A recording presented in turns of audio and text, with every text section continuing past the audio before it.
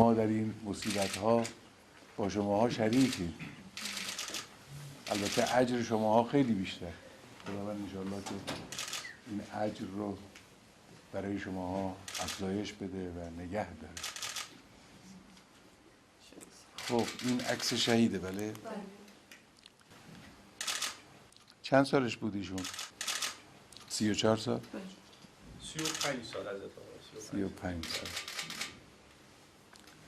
بله من ذکر خیر ایشون رو هم آقای عباسی هم آقای دانشجو و سوابق ایشون رو، سوابق کاری و برجستگی علمی و اینا رو بر ما همون وقت شهادت ایشون گفتن. مرداد بود ظاهرا. بله؟ بله اول مرداد. و حتما محضرتون گفتن ایشون 16 سالش بوده دیپلم گرفته. بله شنیدم. بله ایشون 20 ساله بوده که فارغ التحصیل شده. با رتبه 1. بله. البته همه این بزرگواران در واقع خب بله اینا همه برجسته‌هان. خب این دو جور برجستگیه.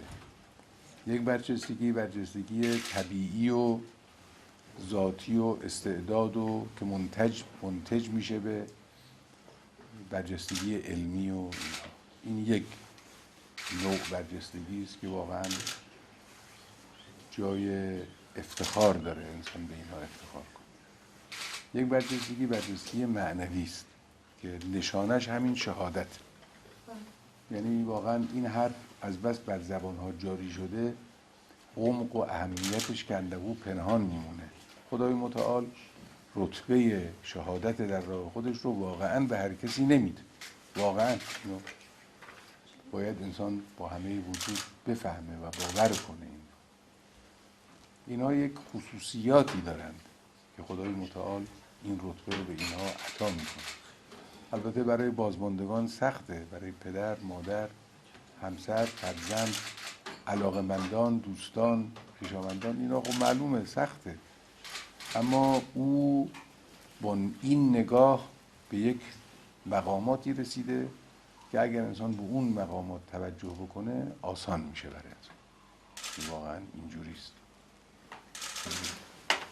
شما دلگرمیه برای انشاءالله که خدای متعال برای شما مایه دلگرمی باشه در همه زندگیتون و در آخرت. واقعیتش اینه که من ابتدای شهادتتون خیلی بی‌تاب بودم، ولی الان که زمان گذشته خدمت دوستانم گفتم نحوه رفتن داریوش که در راه آرمان ایده است و با آگاهی ایشون شهید شدن به من آرامش میده. همین هر روز به دخترم اینو گوشزد میکنم که باید به بابا افتخار کنم. همینه. انقدر براش مملکتش مهم بود که واقعا به وجودش میدونه تهدیدات رو حس میکرد، ولی تا لحظه آخر در راه کاری که داشت انجام میداد هیچ وقت هیچ خللی نبود. من در جریان خانواده‌شون به هیچ عنوان در جریان نبودن ایشون دارن چی کار میکنن، ولی من در جریان بودم. قشنگه. این چیه بابا جون؟ یه پری دریاییه. ماشاءالله. یه چشمه ایست داره میجوشه.